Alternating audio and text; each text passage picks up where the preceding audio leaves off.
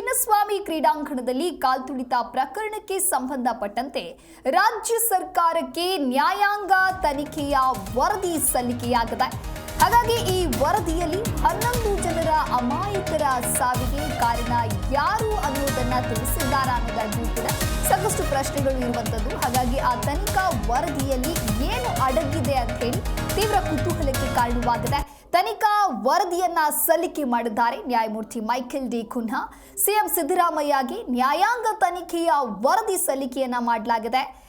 ನ್ಯಾಯಮೂರ್ತಿ ಕುನ್ಹಾ ಏಕಸದಸ್ಯ ತನಿಖಾ ಆಯೋಗದಿಂದ ಈ ವರದಿಯನ್ನ ಸಲ್ಲಿಕೆ ಮಾಡಲಾಗಿರುವಂಥದ್ದು ತೀವ್ರ ಕುತೂಹಲವನ್ನ ಮೂಡಿಸದೆ ಪ್ರಕರಣದ ತನಿಖಾ ವರದಿ ವಿಧಾನಸೌಧದ ಸಿಎಂ ಕಚೇರಿಗೆ ಆಗಮಿಸಿ ವರದಿ ಸಲ್ಲಿಕೆಯನ್ನ ಮಾಡಲಾಗಿದೆ. ತನಿಖೆಗೆ 1 ತಿಂಗಳ ಕಾಲ ಕಾಲಾವಕಾಶವನ್ನ ಸರ್ಕಾರ ನೀಡಿತ್ತು. ವಿವಿಧ ಆಯಾಮಗಳಲ್ಲಿ ತನಿಖೆಯನ್ನ ನಡೆಸಲಾಗಿತ್ತು. 1 ತಿಂಗಳು 10 ದಿನಗಳ 1 ವಾರ ಹೆಚ್ಚುವರಿ ಸಮಯಾವಕಾಶವನ್ನ ಪಡೆದು ವರದಿಯನ್ನ ಸಿದ್ಧ ಮಾಡಲಾಗಿದೆ. ಈಗಾಗಲೇ ವಿವಿಧ ಹಂತದಲ್ಲಿ ಕಾಲ್ತುಳಿತ ಪ್ರಕರಣಕ್ಕೆ ಸಂಬಂಧಪಟ್ಟಂತೆ ತನಿಖೆಗಳು ಕೂಡ ನಡೀತಾ ಇದೆ. ಸಿನೋ ಘಟನೆಯಿಂದ ಎಚ್ಚೆತ್ತುಕೊಂಡಿದ್ದಂತಹ ರಾಜ್ಯ ಸರ್ಕಾರ ಕಾಲ್ತುಳಿತ ಪ್ರಕರಣದ ತನಿಖೆಗಾಗಿ ರಾಜ್ಯ ಸರ್ಕಾರವು ರಚಿಸಿದ್ದ ನಿವೃತ್ತ ನ್ಯಾಯಮೂರ್ತಿ ಜಾನ್ ಮೈಕೆಲ್ ಕುನ್ಹಾ ಅವರ ನೇತೃತ್ವದ ಏಕಸದಸ್ಯ ವಿಚಾರಣಾ ಆಯೋಗವನ್ನ ರಚನೆ ಮಾಡಿತ್ತು. ವರದಿಯನ್ನ ನೀಡೋದಕ್ಕೆ 1 ತಿಂಗಳ ಕಾಲಾವಕಾಶವನ್ನ ಕೂಡ ಕೇಳಿತ್ತು. ಈ ಹಿನ್ನೆಲೆಯಲ್ಲಿ ಮುಖ್ಯಮಂತ್ರಿ ಸಿದ್ದರಾಮಯ್ಯ ಅವರಿಗೆ ಇವತ್ತು ನಿವೃತ್ತ ನ್ಯಾಯಮೂರ್ತಿ ಜಾನ್ ಮೈಕೆಲ್ ಕುನ್ಹಾ ಅವರು ವರದಿಯನ್ನ ಸಲ್ಲಿಸಿದ್ದಾರೆ. ವರದಿ ಸಲ್ಲಿಕೆಯ ಹಿನ್ನೆಲೆಯಲ್ಲಿ ಇದೀಗ ಸಾಕಷ್ಟು ಕುತೂಹಲ ಇದೆ. ಇನ್ನು ನ್ಯಾಯಮೂರ್ತಿ ಜಾನ್ ಮೈಕೆಲ್ ಕುನ್ಹಾ ವರದಿಯಲ್ಲಿ ಯಾರಿಗೆ ಆಪತ್ತು ಕಾದಿದೆ ಅನ್ನುವಂತಹ ಅನುಮಾನಗಳು ಪ್ರಶ್ನೆಗಳು ಕೂಡ ಸದ್ಯಕ್ಕೆ ಮೂಡ್ತಾ ಇರುವಂತದ್ದು. ಇನ್ನು ಘಟನೆಗೆ ಒಂದು ಕಡೆ ಆರ್ಸಿಬಿ ಕಾರಣ ಅಂತ ಹೇಳಿ ಸರ್ಕಾರ ಆರೋಪವನ್ನ ಮಾಡಿತು. ಇನ್ನೊಂದು ಕಡೆ ವಿರೋಧ ಪಕ್ಷಗಳು ರಾಜ್ಯ ಸರ್ಕಾರದ ಆತುರದ ನಿರ್ಧಾರವೇ ಈ ಘಟನೆ ಸಂಭವಿಸೋದಕ್ಕೆ ಕಾರಣ ಅನ್ನುವಂತಹ ಆರೋಪವನ್ನ ಮಾಡಿತು. ಇನ್ನು ಈ ಘಟನೆಗೆ ಕಾರಣಕರ್ತರಾಗಿದ್ದಾರೆ ಅನ್ನುವಂತಹ ಆರೋಪದ ಅಡಿಯಲ್ಲಿ ಪೊಲೀಸ್ ಅಧಿಕಾರಿಗಳಿಗೆ ಅಮಾನತು ಶಿಕ್ಷೆಯನ್ನ ಕೂಡ ನೀಡಲಾಗಿತ್ತು. ಬೆಂಗಳೂರು ನಗರ ಪೊಲೀಸ್ ಆಯುಕ್ತರಾಗಿದ್ದಂತಹ ಬಿ ದಯಾನಂದ್, ಚಿನ್ನಸ್ವಾಮಿ ಸ್ಟೇಡಿಯಂ ಮೇಲುಸ್ತುವಾರಿಯಾಗಿದ್ದಂತಹ ಹೆಚ್ಚುವರಿ ಪೊಲೀಸ್ ಆಯುಕ್ತರು ಹಾಗೆ ಸೆಂಟ್ರಲ್ ವಿಭಾಗದ ಡಿಸಿಪಿ, ಎಸಿಪಿ, ಕಬ್ಬನ್ ಪಾರ್ಕ್ ಠಾಣಾ ಇನ್ಸ್ಪೆಕ್ಟರ್ಗಳನ್ನ ಅಮಾನತು ಮಾಡಲಾಗಿತ್ತು. ಹೀಗಾಗಿ ಈ ಒಂದು ವರದಿಯಲ್ಲಿ ಅಂದ್ರೆ ಸಲ್ಲಿಕೆಯಾಗಿರ್ತಕ್ಕಂತಹ ವರದಿಯಲ್ಲಿ ಪೊಲೀಸ್ ಅಧಿಕಾರಿಗಳ ತಪ್ಪಿನ ಬಗ್ಗೆ ಏನಾದರೂ ಉಲ್ಲೇಖವನ್ನ ಮಾಡಿದ್ದಾರಾ ಅನ್ನುವಂತಹ ಕುತೂಹಲ ಕೂಡ ಇದೆ. ಅಲ್ಲದೆ ಸರ್ಕಾರದ ಆತುರದ ನಿರ್ಧಾರ ಕಾಲ್ತುಳಿತ ಘಟನೆಗೆ ಕಾರಣ ಅನ್ನುವಂತಹ ಆರೋಪದ ಬಗ್ಗೆ ತನಿಖಾ ವರದಿ ಹಾಗಾದ್ರೆ ಏನ್ ಹೇಳುತ್ತೆ, ಈ ವರದಿಯಲ್ಲಿ ಏನನ್ನ ಮೆನ್ಷನ್ ಮಾಡಿದ್ದಾರೆ ಅನ್ನೋದು ಕೂಡ ಸಾಕಷ್ಟು ಕುತೂಹಲಕ್ಕೆ ಕಾರಣವಾಗಿದೆ.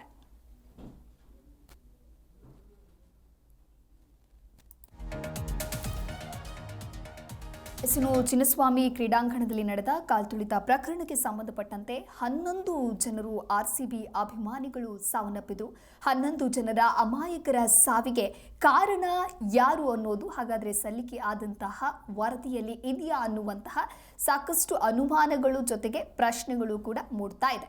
ಈ ಕುರಿತಂತೆ ಮತ್ತಷ್ಟು ಮಾಹಿತಿಯನ್ನ ನೀಡಲಿದ್ದಾರೆ ನಮ್ಮ ಪ್ರತಿನಿಧಿ ರಾಜಪ್ಪ ದೂರವಾಣಿ ಸಂಪರ್ಕದಲ್ಲಿ. ರಾಜಪ್ಪ, ಇನ್ನು ಚಿನ್ನಸ್ವಾಮಿ ಕ್ರೀಡಾಂಗಣದಲ್ಲಿ ಸಂಭವಿಸಿದ ಕಾಲ್ತುಳಿತ ಪ್ರಕರಣಕ್ಕೆ ಸಂಬಂಧಪಟ್ಟಂತೆ ರಾಜ್ಯ ಸರ್ಕಾರಕ್ಕೆ ನ್ಯಾಯಾಂಗ ತನಿಖಾ ವರದಿ ಸಲ್ಲಿಕೆ ಆಗಿದೆ. ಹಾಗಾಗಿ 11 ಜನರ ಅಮಾಯಕರ ಸಾವಿಗೆ ಈ ವರದಿಯಲ್ಲಿ ಕಾರಣ ಏನು ಅನ್ನೋದು ಗೊತ್ತಾಯ್ತಾ? ಈ ಕುರಿತಂತೆ ಡೀಟೇಲ್ಸ್ ಕೊಡ್ತಾ ಹೋಗೋದಾದ್ರೆ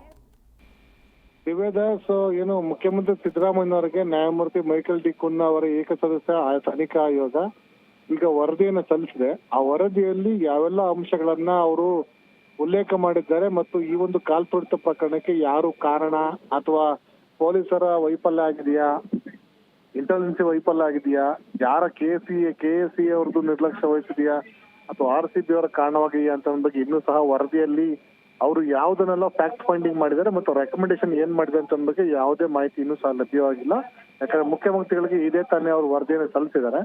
ಎಷ್ಟು ಸಾಕ್ಷ್ಯಗಳನ್ನ ಪರಿಶೀಲನೆ ಮಾಡಿದ್ದಾರೆ ಮತ್ತು ಎಷ್ಟು ಜನ ಅಧಿಕಾರಿಗಳನ್ನ ವಿಚಾರಣೆ ನಡೆಸಿದ್ದಾರೆ ಮತ್ತು ಯಾವೆಲ್ಲ ವಿಚಾರಗಳನ್ನ ಆಧಾರವಾಗಿಟ್ಕೊಂಡು ತನಿಖೆಯನ್ನು ನಡೆಸಿ ಅಂತಿಮವಾಗಿ ವರದಿಯನ್ನು ಸಲ್ಲಿಸಿದ್ದಾರೆ ಅಂತ ಬಗ್ಗೆ ಇನ್ನೂ ಸಹ ಮಾಹಿತಿ ಲಭ್ಯವಾಗಬೇಕಾಗಿದೆ. ಯಾಕಂದ್ರೆ ಇದೇ ತಾನೇ ಮುಖ್ಯಮಂತ್ರಿಗಳಿಗೆ ವರದಿಯನ್ನು ಸಲ್ಲಿಸಿ ಮೈಕೆಲ್ ಡಿ ಕುನ್ಹಾ ಅವರು ತನಿಖಾ ಆಯೋಗ ಸದಸ್ಯರು ಈಗ ತೆರಳಿದ್ದಾರೆ.